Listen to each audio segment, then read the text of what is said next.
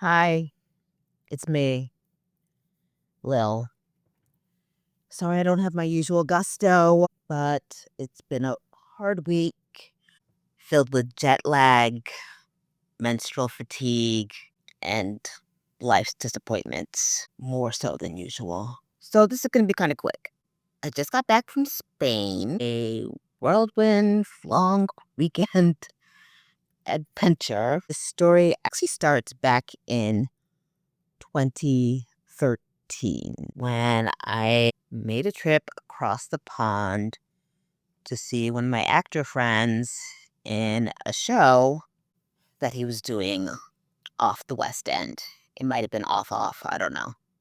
But it was reputable theater, so I was happy to go. It was the week of my birthday, and my actor friend invites me to his best friend's flat where he lives with his partner, and they threw me a wonderful birthday party. They made me a cake. It was beautiful. I was so happy.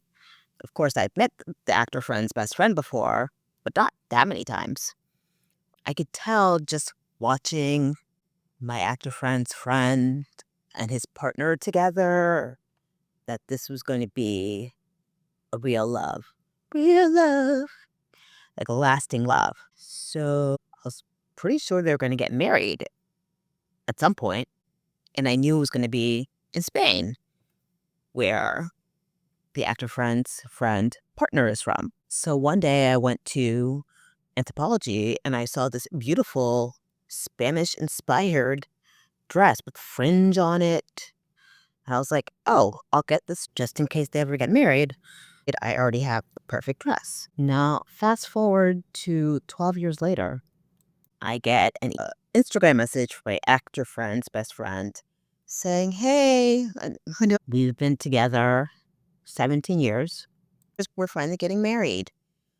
And I was like, well, yeah, good to know. I manifested this union when I predicted it more than a decade ago.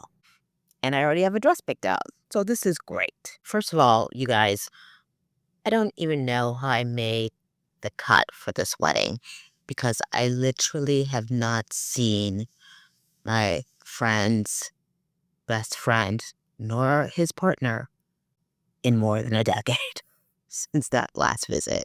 I mean, we're Instagram friends, and I always like give the clap emoji or the heart emoji on his post, but like that's not enough for me to invite someone to my wedding. So I was feeling quite honored to be included in their special day. But then when I got to the pre-wedding cocktail reception the night before, I'm doing as much mixing, as mingling as I can with one foot, mostly sitting down. And I'm like, oh, how do you know the grooms? And one person's like, oh, I'm their neighbor. And I was like, oh, how do you know the groom? And they're like, oh, I'm his old college professor. So then I started to realize they cast a wide net and pretty much invited everybody. Maybe they thought because it was a destination wedding that they could invite a lot of people, but only like half of them would show up. But one thing they didn't know is that I love a wedding and I love to travel. So destination wedding are two words I love to see together, and I will never pass up an opportunity. But there was like 200 people at this thing, and I'm pretty sure the dog catcher and the milkman were there too. So I didn't feel as special after all that. I tried on the dress. I think the last time I tried it on during the pandemic, it wasn't quite fitting. But now the wedding was actually happening. I had motivation to try to get myself together so I could fit into the dress. And lo and behold, I was able to do it. So the wedding, as I manifested, was indeed in Spain. This is my first time to Spain. If you don't count the time in fifth grade, I lied and said I went there for my summer vacation. I think I even brought somebody back a souvenir. I was like, this is from Spain. But it was from my parents' basement. As you know, I am currently physically disabled, so I made sure to reserve a wheelchair for myself on all legs of my flight. So I get to the airport, Newark, unfortunately. And I check in and I'm like, hi, I requested a wheelchair. And they're like, okay, wait there and somebody will bring it to you. Okay. So I sit there for like 20 minutes. Nobody's coming. There's an old lady next to me with a walker. They finally came and got her, but I'm still waiting. And then another like 10 minutes goes by and I see a random guy going down the hall with a wheelchair. And I just flag him down and I'm like, please help me. I don't know if he was my specific wheelchair guy, but I wasn't going to wait for that guy. So homeboy starts wheeling me around down the escalator, through security, down to the gate. He wasn't safest wheelchair attendant. He almost knocked down two people and he ran me into a pole at one point.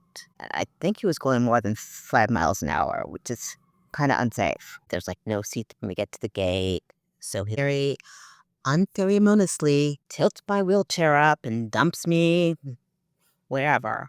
And this was even before I realized I didn't have any small bills to tip him. But guess what? Even if I did, he would not be getting a dime from me anyway. Very poor service. So I get on the flight. It's a TAP Portugal flight to Spain via Lisbon. I'm here to warn you, never take TAP Portugal anywhere. Gotta be one of the worst airlines I've ever flown on, not just because of my horrible wheelchair situation, on my departure, but then also on my connecting leg, they didn't have the wheelchair ready. And I guess in Portugal, they don't believe in accessibility or you don't have to be ADA compliant because there was like no elevator or anything I could take as an alternative to being wheeled to the gate. There were steps to the gate, steps to board the airplane. It was not cool. So my Portuguese disabled brethren, I feel for you. I'm going to write a letter. We need to advocate because the situation is just not good. So we board the plane, and I have to say, these flight attendants are the coldest, most rude, most dismissive, most brusque, uncaring flight attendants I've ever encountered. These are people who should not be in the service industry, not hospitable at all. So I'd sit down in my seat.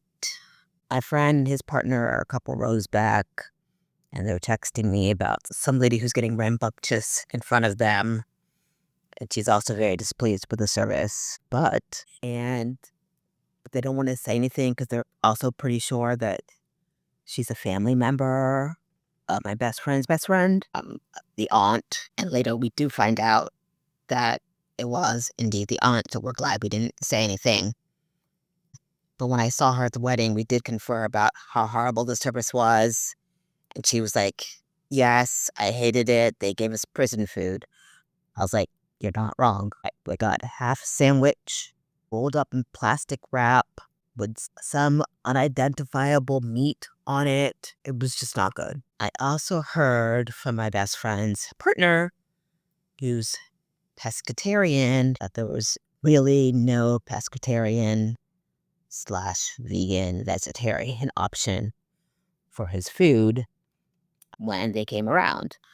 But then a flight attendant did come back and was like, oh, we found this vegetarian meal for you. And he was like, oh, thank you so much. Excellent. So he eats that. And then 20 minutes later, the flight attendant comes back and it's like, oh, we need that vegetarian meal back. It was for somebody else. And he's like, well, I already ate it. So, um, yeah, it was rough. We had delays on every leg of the flight.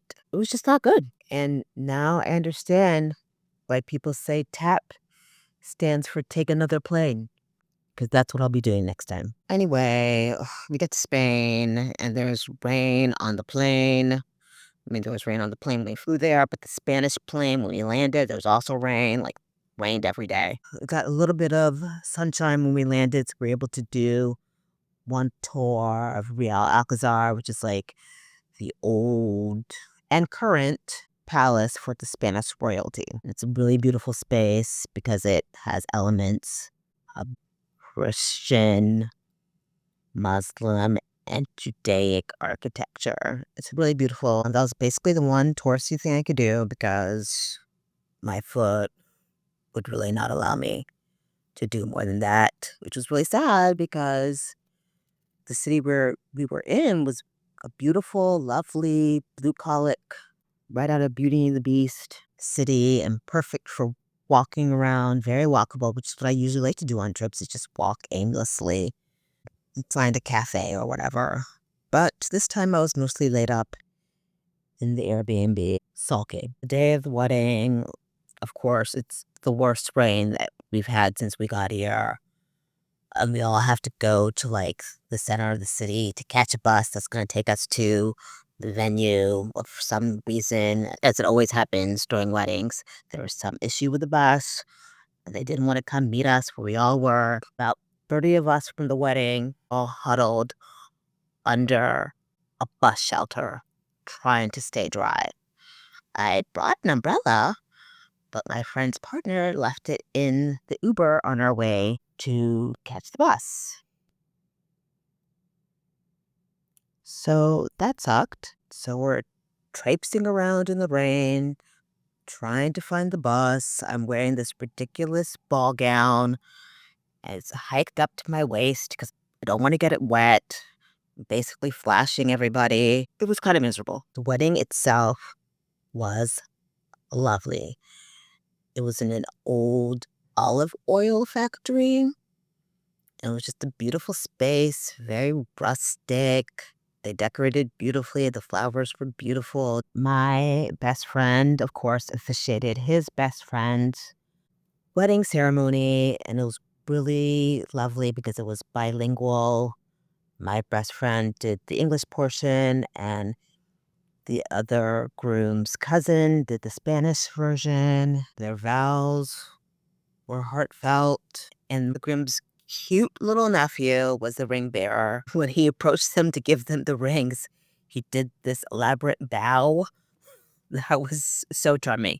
This kid was so cute. If you ask me, I'll send you his picture. They did this little thing with the name cards at each table where it was a picture of you with one of the grooms from back in the day or whenever, which was really sweet. Cocktail hour was jam-packed with past hors d'oeuvre after past hors d'oeuvre. I stopped at like the 12th thing, but then I heard 16 more things came out after I went to sit down and rest my foot. Everybody knows I love a plentiful cocktail hour, but I also like stations and past hors d'oeuvres. And then I also like a robust sit-down dinner afterwards.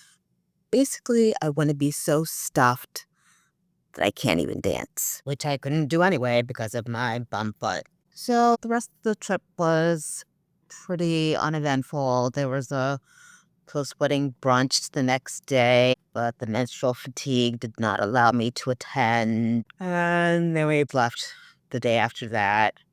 I will say the TAP airline service on the Spanish side was much better than the Portuguese side. There, the flight attendant actually came up to me and was like, "Oh, we see you requested a wheelchair. You'll be the last to disembark, and the wheelchair will be waiting for you." It was all very well done.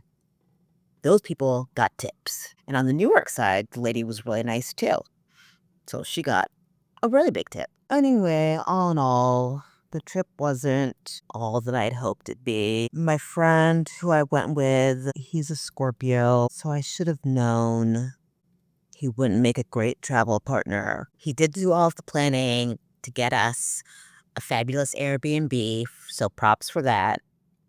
But this definitely confirmed that we will never travel together, at least internationally, again. So the bottom line is never take Tap Portugal to go to a wedding in Spain during the rainy season when you don't have two working feet and you're with a Scorpio.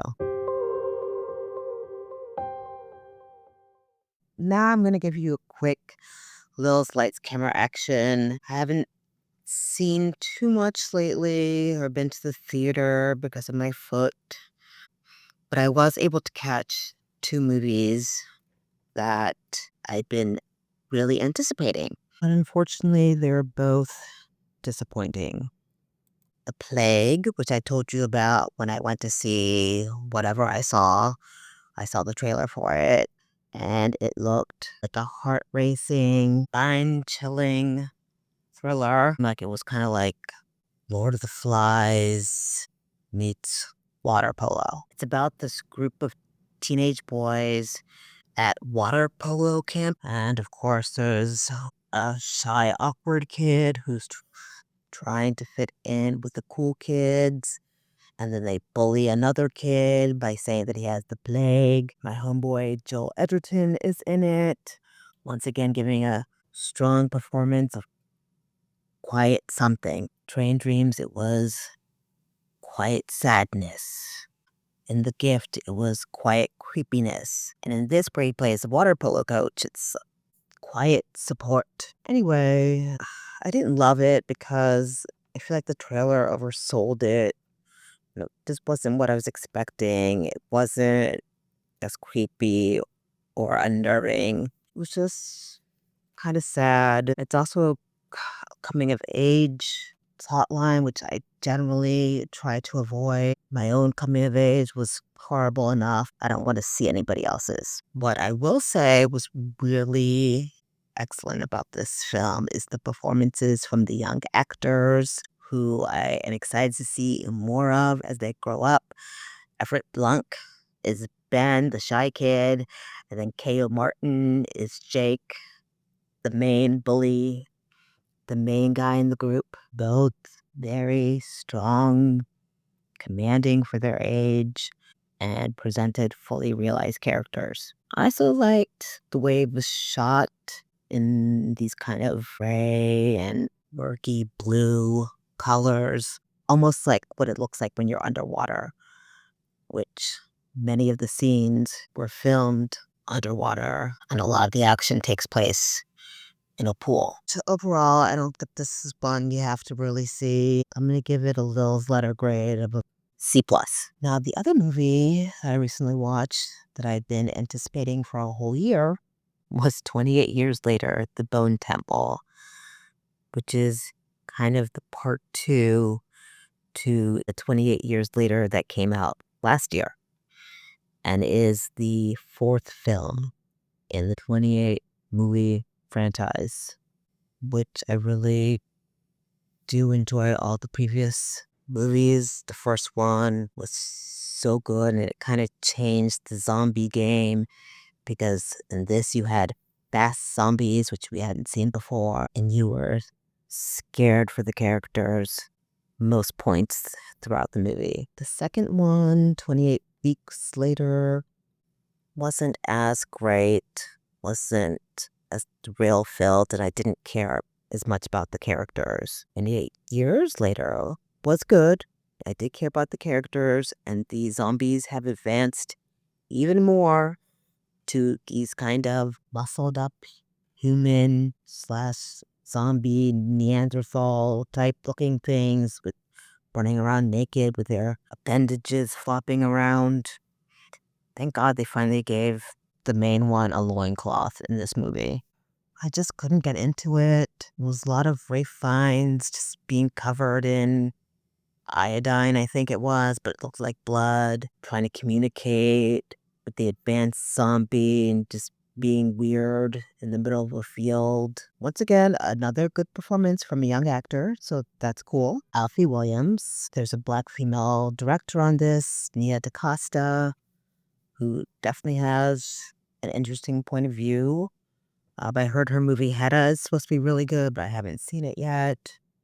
Definitely excited to see more from her. And as they're wont to do with these type of franchise movies, the ending does leave it open for another movie, which I will say that ending probably was the best part of the movie.